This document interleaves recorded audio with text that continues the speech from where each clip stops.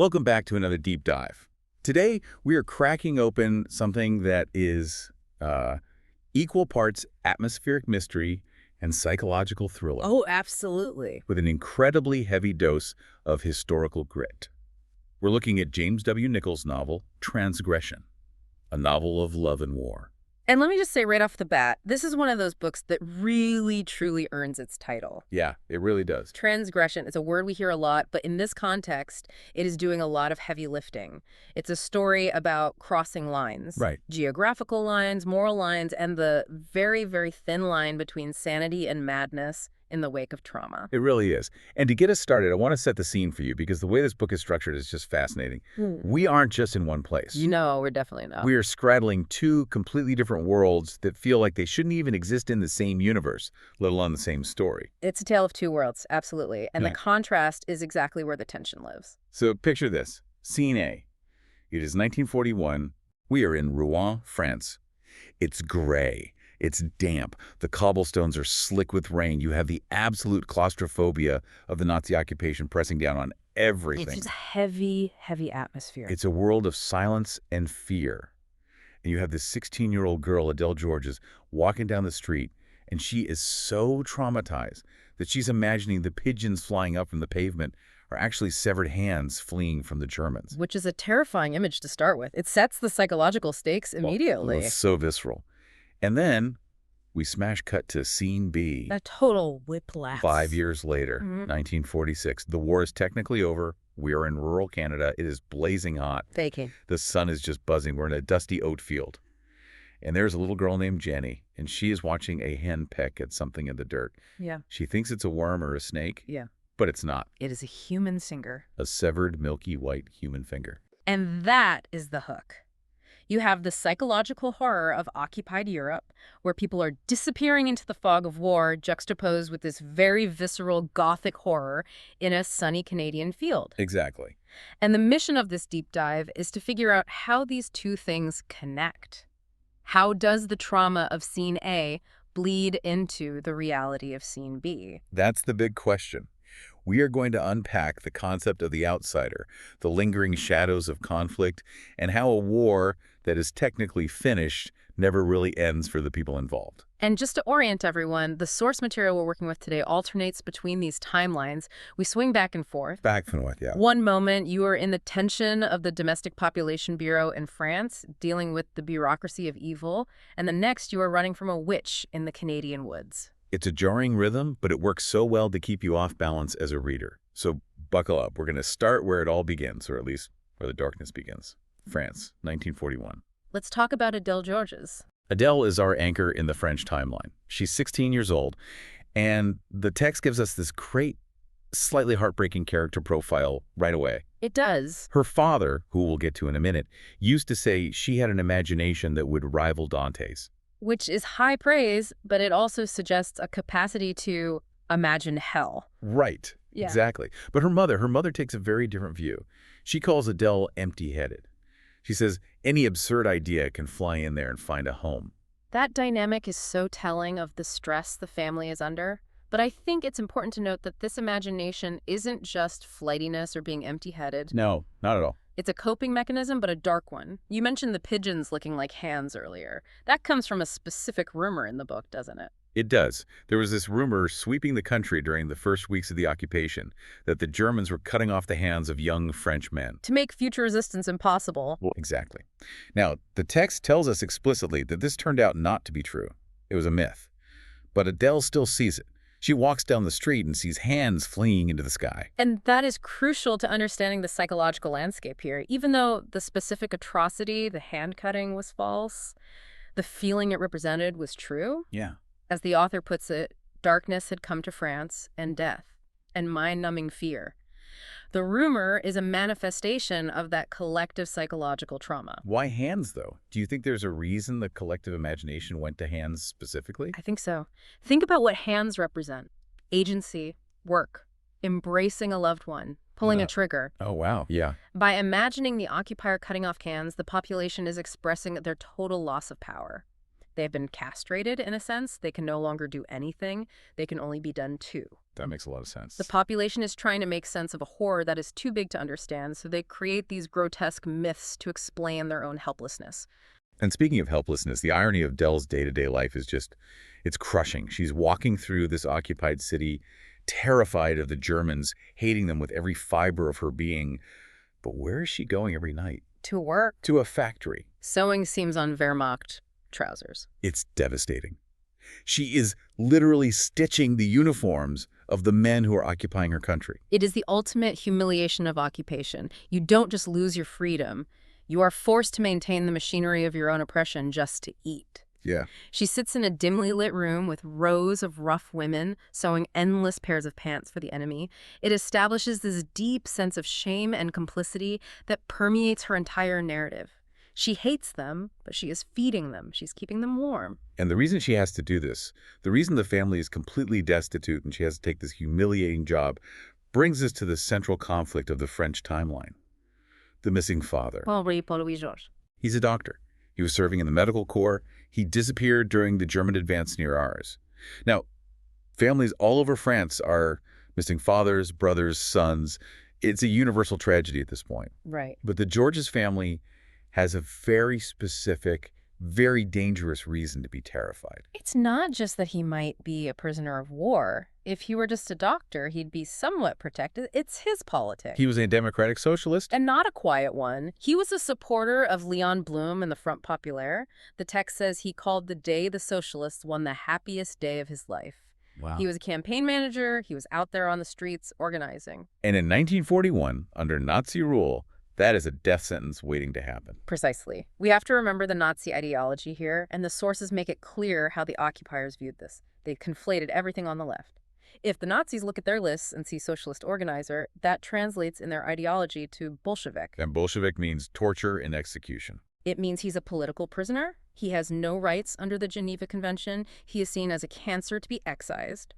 So the family's paralyzed. If they ask too many questions, do they alert the authorities to who he really is? It's a catch-22. This tears the family apart. Yeah. You have the mother, Madame Georges, who has completely collapsed. She's bedridden, writing begging letters to relatives who never answer. She really serves as a symbol of the total defeat of the French middle class.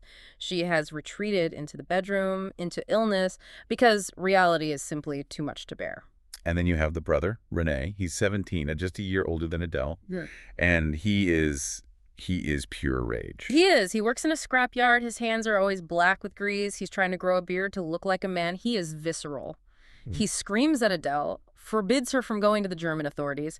He calls her a murderer for even trying to find out where their father is because he's convinced she's going to tip them off. There's this intense scene where Adele comes home after visiting the bureau, and René slams her against the cupboard.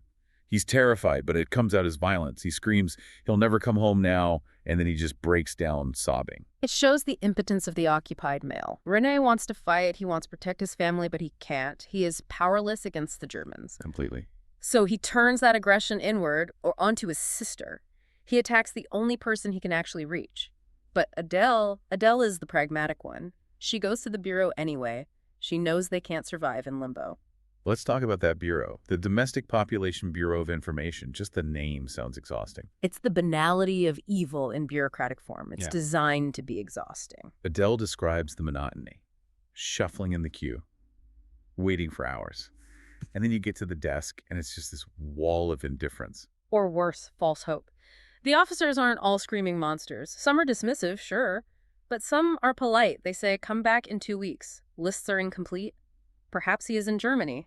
It keeps the population in a state of suspended animation. There's a moment where she's being interviewed by a Wehrmacht officer, and there's an SS officer in a black uniform sitting nearby. The tension is palpable. Oh, yeah. She's trying to whisper so the SS man doesn't hear, but the Wehrmacht officer is asking loud questions. Why did you wait so long to inquire? That's a trap. The SS officer jumps on that immediately. It is always of interest when people seem slow to bring a name to our attention. Chilling. You can feel the noose tightening in that scene. They are suspicious of silence. If you don't ask, you're hiding something. If you do ask, you might reveal something. It's a psychological double bind that keeps everyone frozen. It is terrifying. And that fear is the baseline reality for Adele. But now, I want to pivot. We're going to leave the gray streets of Rouen for a moment and jump 5 years into the future and thousands of miles away. To the oat field. To Canada, 1946. Chapter 2 opens with the line, "There were dead children hanging in the woods." That is the opening line of the chapter. Talk about a hook. It grabs you right by the throat. It's gruesome.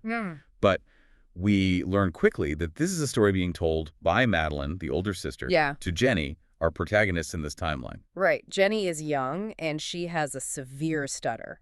The text says she's been afflicted since she learned to talk. And Madeline, well, siblings can be cruel, but Madeline is on another level. She is tormenting this poor kid. She tells Jenny that there is a witch in the woods who eats defective children. Specifically lame ones, blind ones, or ones who stutter. She is targeting Jenny's deepest insecurity. And the imagery she uses, she says the witch hangs them up like Uncle Matt hangs up ducks in the garage to ripen.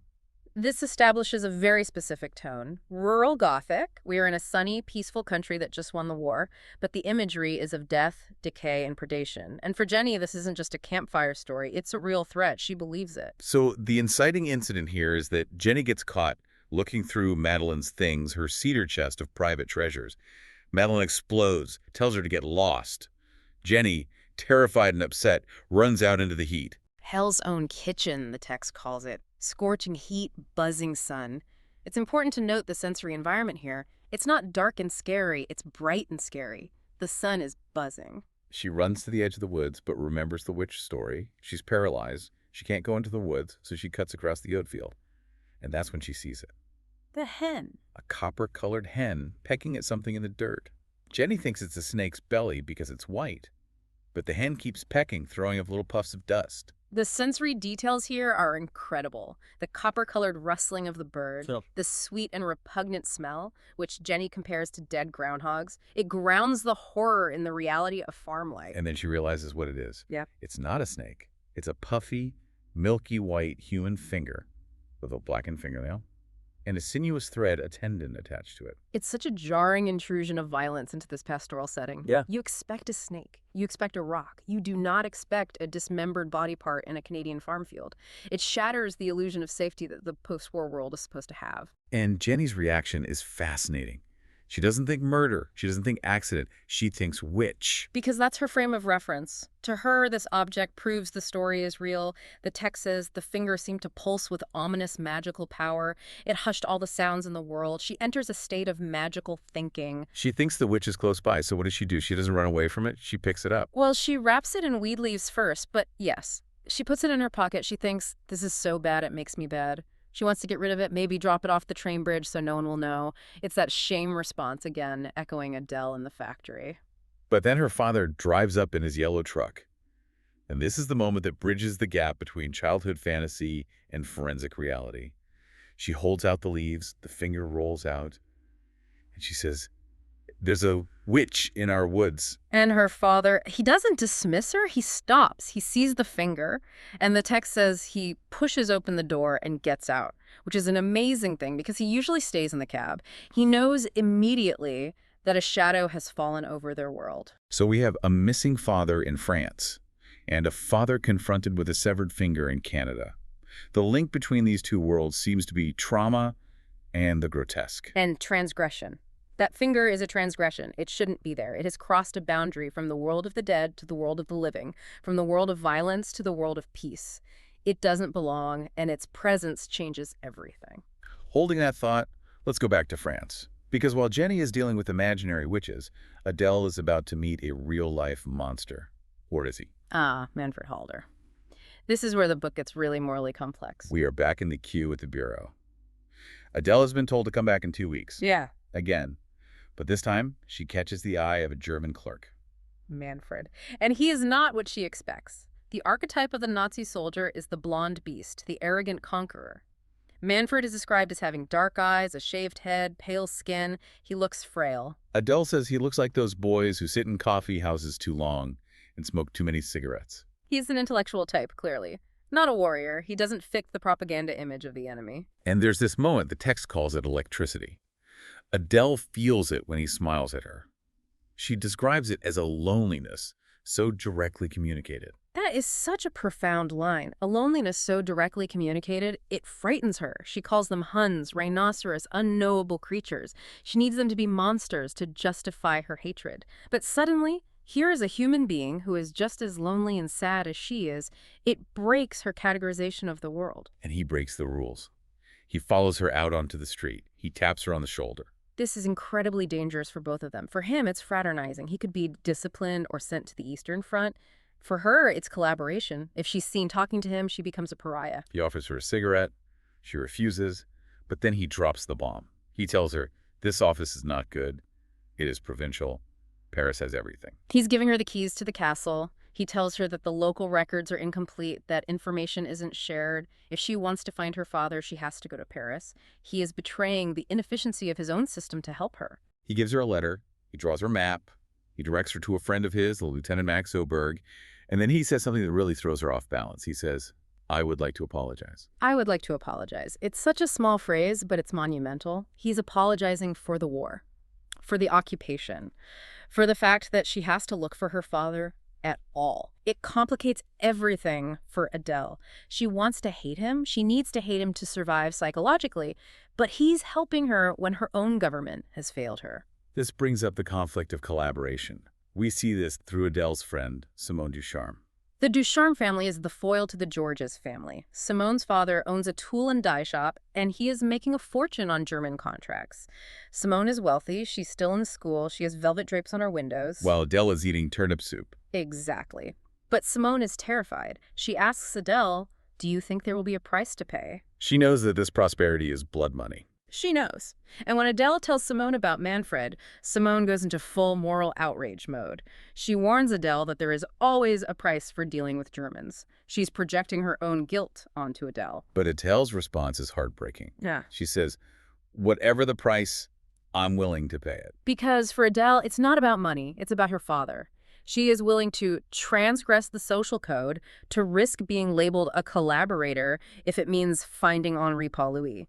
It highlights the difference between collaboration for profit and collaboration for survival. Adele is desperate. Simone is greedy. So armed with Simone's money because she borrows money from the collaborator friend to go on this mission, Adele takes the train to Paris. And the Paris she finds is not the city of lights. It's a dead city. No, it's a ghost town. The text describes it as drained of life. There are swastika flags on the grand buildings, but no crowds, just a lonely bell of silence. It's a city in a coma. The soul has been sucked out of it. She follows Manfred's map to the office of Lieutenant Max Oberg. And we have to talk about Max Oberg. The description of this guy is wild. He is incredibly tall. The text says his sandy hair brushes the ceiling of his windowless office. He sits down in stages, and he has a face like the prow of a ship. It's such a vivid image. He reads Manfred's letter, and he treats Adele with respect. He's polite. But he reveals the harsh reality that Manfred hinted at. He tells her the lists are incomplete, maybe 1% of the names are recorded. But then he offers an insight that is chilling. It's one of the most important moments in the book for understanding the nature of the enemy. He talks about psychology. Yes. Adele asks why the processing is so slow. Is it inefficiency? And Oberg says, perhaps it is deliberate. He says, the party has employed psychology. They must see an advantage in sustaining uncertainty. That gave me chills reading it. The cruelty isn't just the camps or the prisons. It's the not knowing. It's weaponized ambiguity. Think about the strategic value of that. If you kill a man, his family grieves and moves on. They might get angry, they might join the resistance. But if you make him disappear, his family stays frozen. They don't resist because they are afraid of hurting his chances. They wait. They are paralyzed. It's a mechanism of control. Oberg, even as a German officer, sees through it. He recognizes it as a cold-blooded strategy. It's psychological warfare against civilians. Oberg checks his records. He finds one Georges, Pierre-Jean Georges, captured at Verdun. But it's the wrong man. Adele's father wasn't at Verdun. So it's a dead end. Max Oberg says, this is all I can do. The hope that Manfred gave her dissolved. But before she leaves Paris, there's one more beat. She stays at a pension recommended by Manfred, Madame Bouchard's place. And Madame Bouchard, the landlady, remembers Manfred. She calls him the only one with a soul. Which reinforces this idea that Manfred is an anomaly. Adele stays in the room Manfred used to rent. And she has this almost ghostly experience. She sits on the chair and imagines him lying on the iron bed. She visualizes him so clearly, It's like he's there. It creates an intimacy between them that transcends the physical. She is inhabiting his space. She is stepping into his world just as he stepped into hers on the street. It's a transgression of boundaries again. She is getting too close to the other, even in her mind. She returns to Rouen empty-handed. No father. This is the heavy secret of her trip. And now, let's swing the pendulum back. From the silent, empty streets of Paris to the dusty, crime-ridden, or at least finger-ridden farm in Canada. We meet Chief of Police Jack Cullen. Jack Cullen is a great character. He's a weary, cynical lawman. He drives a decrepit police car with only one working windshield wiper. He polishes his boots to a high shine because that's the one thing he can control in a world that's falling apart. He's in a feud with the town council. They want him gone. He knows they're waiting for him to fall apart like his car. He arrives at the farm, Clarence Broom's farm. Now remember, Jenny showed the finger to her father. Her father, presumably, called the police. So now we have the official investigation. Clarence Broom is the farmer. Yeah. And he is squeamish. He has the finger covered with an oily rag on a workbench, like a corpse. Jack Cullen lifts the rag. Yeah. And he examines it. He touches it. He notes that it curls like a caterpillar. The details. He notes the coal-black nail and the decay. He realizes it's not a fresh cut. And he deduces something important. He suspects it might be a woman's finger. Clarence suggests it might belong to a tramp. Or one of those Europeans. And here is the connection, the bridge between the storylines. Clarence mentions there is a DP camp a couple of miles down the tracks. A BP camp. Displaced persons. Refugees from the war in Europe. This is the critical link. The war has physically migrated to Canada. These people have been displaced from the very horror that Adele is living through in 1941. And now in 1946, parts of that horror, literally, body parts are showing up in Canadian oat fields. Jack Cullen says, I wonder if there are any displaced women out there. Mm-hmm. And Clarence says, I hope it's not a woman's finger. It links the violence against women in war, which is a subtext of Adele's story, to this mystery in Canada. The witch isn't a supernatural monster. The witch is likely a traumatized survivor of the war who is hiding in the woods. It recontextualizes everything. Jenny's gothic horror story is actually a tragedy of displacement. Exactly. The outsider theme is central here. Adele is an outsider in her own country because of the occupation. Manfred is an outsider because he's a good German in the SS machine. And this unknown woman in the Canadian woods is the ultimate outsider, a refugee that the locals fear and dehumanize as a witch. Let's go back to France for our final segment, the confrontation. Adele is back at the factory. It's morning. Mist is rising off the river. And who is waiting for her? Manfred. This is reckless. He's standing right there where the women come off shift. Adele is terrified. She knows the social consequences. Women who fraternize are humiliated. Their heads are shaved. They're ostracized. She tries to run. She heads for these abandoned warehouses. He follows her. He's waist-high in weeds.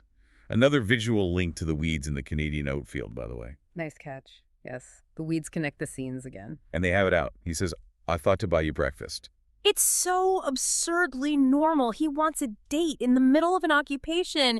He's trying to pretend that the war doesn't exist just for a moment. And Adele just explodes. All the fear, all the frustration releases. She screams, you march into our country, you kill everyone, it's disgusting. She wants him to hit her. She expects him to hit her. She wants him to act like the monster she believes he is. It would be easier for her if he was a monster. If he's a monster, she can hate him without guilt. But he doesn't hit her. He reveals that he checked her file. He knows she didn't find her father. He says, I'm sorry.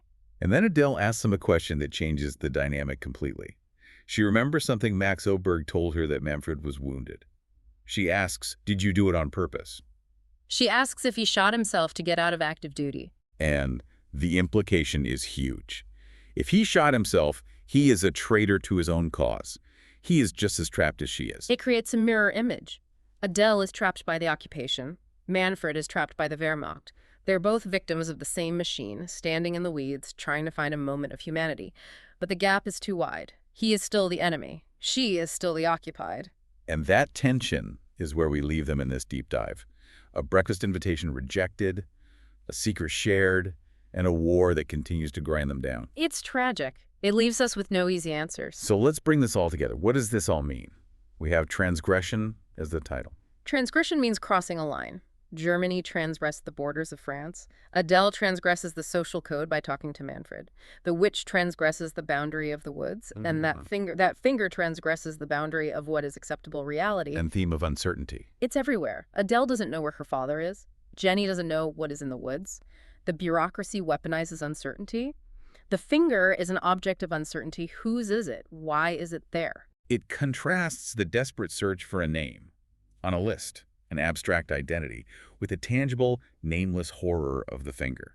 One is a missing person, the other is a person in pieces. Deep. It forces us to confront how we deal with the unknown. And finally, that provocative thought we promised at the beginning. If the finger belongs to a woman from the DP camp, is it possible that the violence Adele is living through in 1941 has followed the survivors all the way to the peaceful oat fields of Canada in 1946? Does the war ever truly end for those who lived it? I don't think it does. I think Transgression argues that the war doesn't end with a treaty. It travels, it hides in the woods, it sits in your pocket wrapped in leaves, it stays with you.